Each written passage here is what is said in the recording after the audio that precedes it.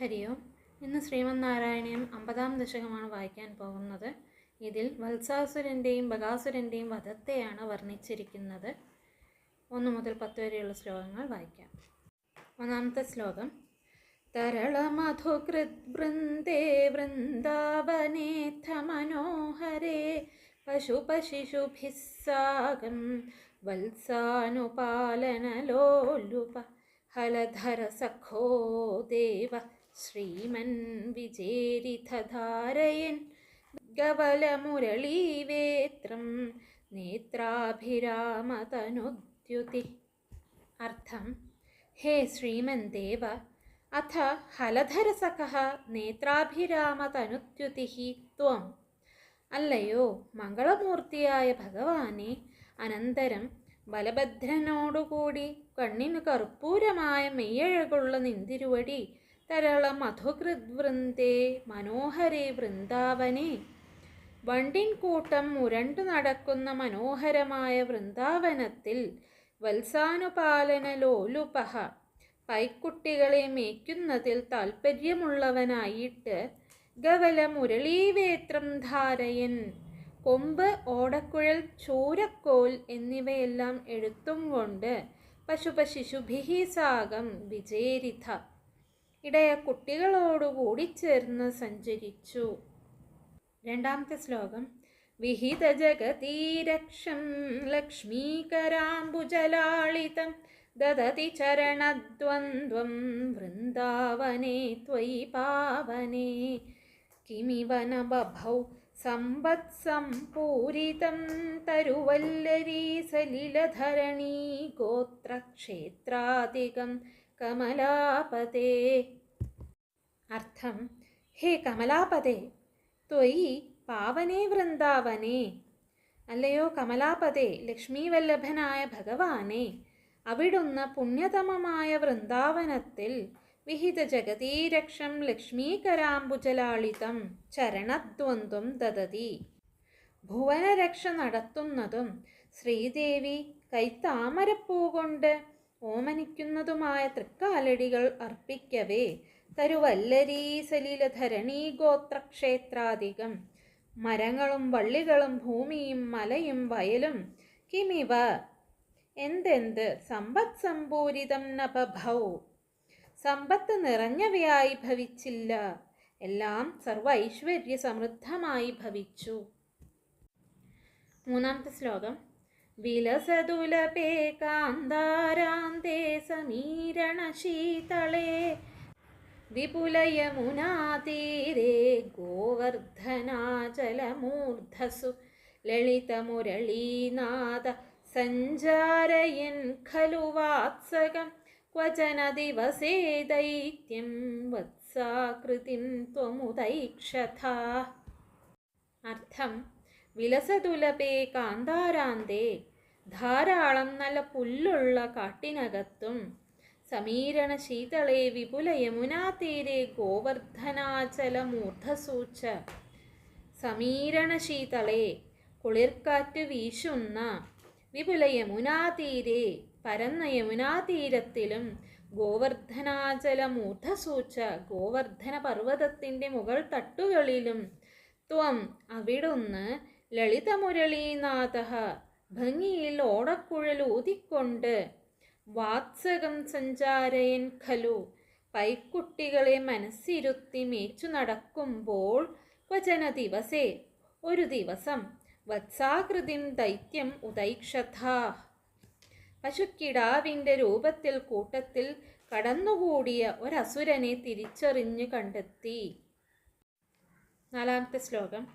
രഭസവിചലത്പുച്ഛം വിച്ഛായതോസ്യ വിലോകയൻ കിമപി വലിതസ്കന്ദം രന്ധ്രപ്രതീക്ഷമുദീക്ഷിതം തമഥ ചരണേ ബിഭ്രദ്വിഭ്രാമയൻ മുഹുരുച്ഛകൈ കുഹചന മഹാവൃക്ഷേ ചിക്ഷേപിധക്ഷത ജീവിതം. അർത്ഥം: രഭസവിചലത്പുച്ഛം വിച്ഛായതഃ അസ്യ, ശക്തിയായി കൂടെ കൂടെ വാലിളക്കിക്കൊണ്ട് നടക്കുന്ന ഇവൻ്റെ വലിതസ്കന്ധം രന്ധ്രപ്രതീക്ഷം കിമപി ഉദീക്ഷിതം വിലോകയൻ, കഴുത്ത് പിന്തിരിച്ച് തരം നോക്കുന്ന ഒരു തരം നോട്ടം കണ്ടിട്ട് അഥത്വം പിന്നെ അവിടുന്ന് ചരണേ ബിഭ്രത് ഇവൻ്റെ കാൽ കടന്നു പിടിച്ച് തം മുഹുഹു ഉച്ഛകൈഹി വിഭ്രാമയൻ അവനെ പലവട്ടം ഉച്ചത്തിൽ ചുഴറ്റി ശതജീവിതം കുഹചന മഹാവൃക്ഷേ ചിക്ഷേപിത ജീവൻ പോയപ്പോൾ ഒരു വലിയ മരത്തിന്മേലേക്ക് വലിച്ചെറിഞ്ഞു. അഞ്ചാമത്തെ ശ്ലോകം. നിപതതി മഹാദൈത്യേ ജാത്യാദുരാത്മനി തക്ഷണം നിപതനജവക്ഷുണ്ണക്ഷോണീരുഹക്ഷതകാനനെ ദിവി പരിമിളദ്വൃന്ദാരകാ കുസുമോത്കരൈ ശിരസി ഭവതോ ഹർഷാത് വർഷന്തി നാമ തഥാ ഹരേ. അർത്ഥം: ഹേ ഹരേ, അല്ലയോ ഹരേ, ജാത്യാദുരാത്മനി മഹാദൈത്യേ, ജന്മനാദുഷ്ടനായ ആ പൊണ്ണത്തടിയൻ രാക്ഷസൻ നിപതനജവക്ഷുണ്ണക്ഷോണീരുഹക്ഷത കാനനെ തക്ഷണം നിപതതി വീഴ്ചയുടെ വേഗം കൊണ്ട് വൻമരങ്ങളെ തട്ടിത്തകർത്ത് കാടും മുടിച്ചുകൊണ്ട് പെട്ടെന്ന് താഴെ പതിക്കുമ്പോൾ ദിവി പരിമിളവൃന്ദാരകാഹ ആകാശത്ത് തിങ്ങിക്കൂടിയ ദേവന്മാർ തഥാ അപ്പോൾ ഹർഷാദ്ഭവതഃ സന്തോഷാധിക്യം ഹേതുവായിട്ട് ഭവതഃ ശിരസി അവിടുത്തെ മൂർധാവിൽ കുസുമോത്കരൈഹി വർഷന്തി നാമ പൂമഴ പെയ്തു.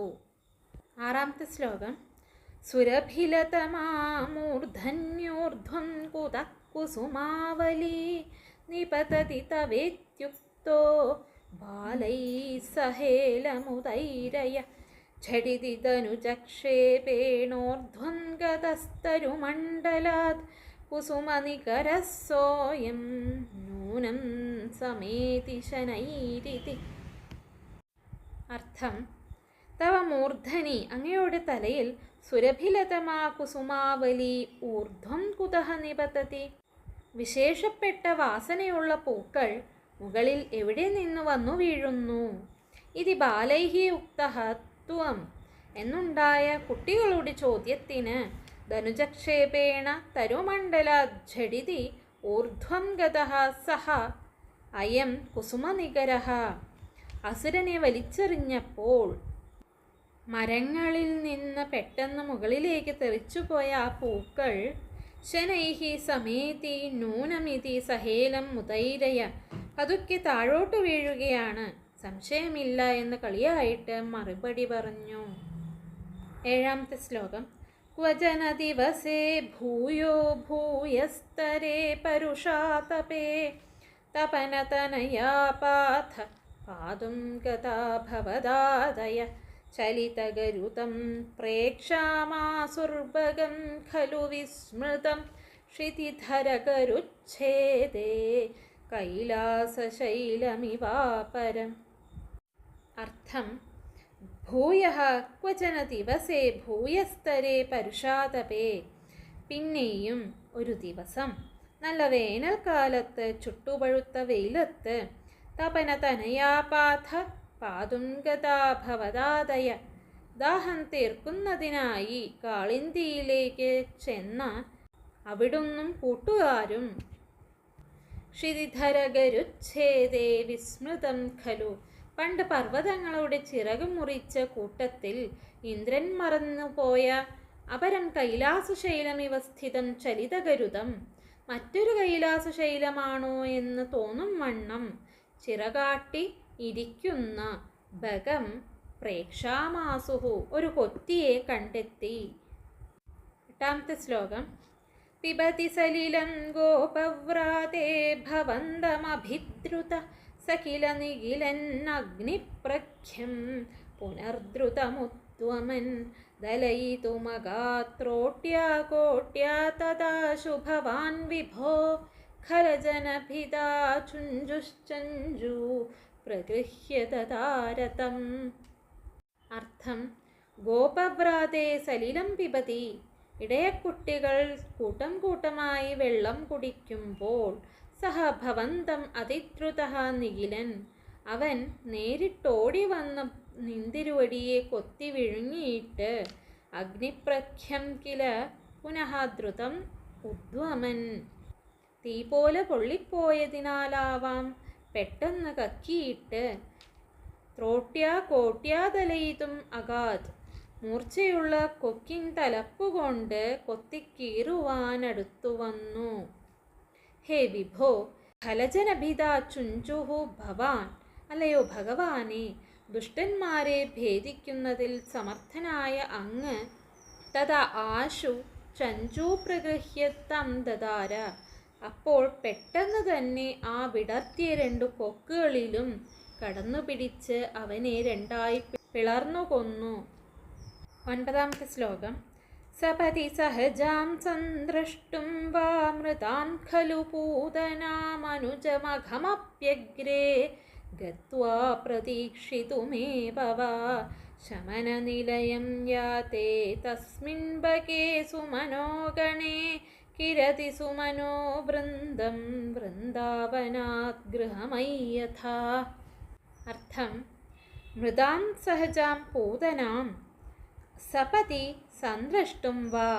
ചത്തുപോയ ജ്യേഷ്ഠത്തി പൂതനയെ ഉടനെ കാണുവാനോ, അനുജം അഘമപി അഗ്രേ ഗത്വാ പ്രതീക്ഷിതും ഏവ വാ, കാലേ കൂട്ടി ചെന്നിട്ട് അനുജനായ അഘൻ്റെ വരവ് കാത്തിരിക്കുവാനാണോ?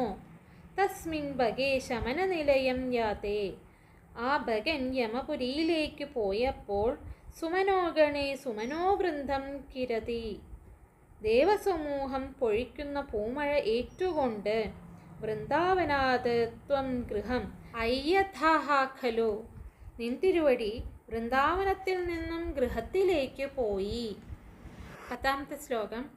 ലളിതമുരളീനാദം ദൂരാന്നിശമ്യ വധൂജനൈ ത്വരിതമുപഗമ്യാരാധാരൂഢമോദമുദീക്ഷിത ജനിതജനനീ നന്ദാനന്ദഃ സമീരണമന്ദിരപ്രഥിതവസതേ ശൗരേ ദൂരീകുരുഷ്വ മമാമയാൻ. അർത്ഥം: ലളിതമുരളീനാദം ദൂരാത് നിശമ്യ. മധുരമായ മുരളീരവം ദൂരെ നിന്ന് കേട്ട് വധൂജനൈഹി ത്വരിതം ആരാത് ഉപഗമ്യ.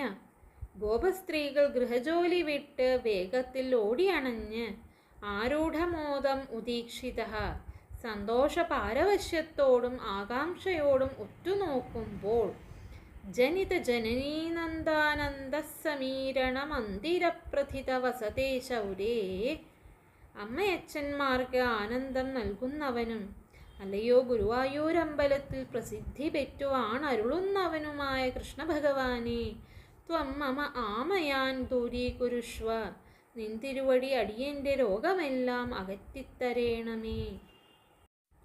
ശ്രീമദ് ഭാഗവതം ദശമം 11ാം അധ്യായം 37ാം ശ്ലോകം മുതൽ ആ അധ്യായം കഴിയുന്നതുവരെയുള്ള 23 ശ്ലോകങ്ങളിലെ പ്രതിപാദ്യമാണ് ഈ ദശകത്തിൽ സംഗ്രഹിക്കപ്പെട്ടിട്ടുള്ളത്.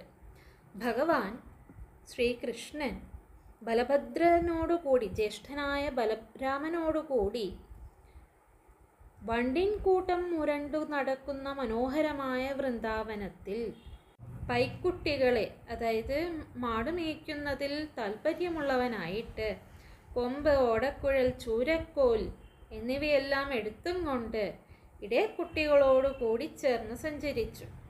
അപ്പോൾ ഭഗവാന്റെ കാലടി സ്പർശം കൊണ്ട് ഈ ഭൂമിയാകെ സർവ്വ ഐശ്വര്യ സമൃദ്ധമായി ഭവിച്ചു.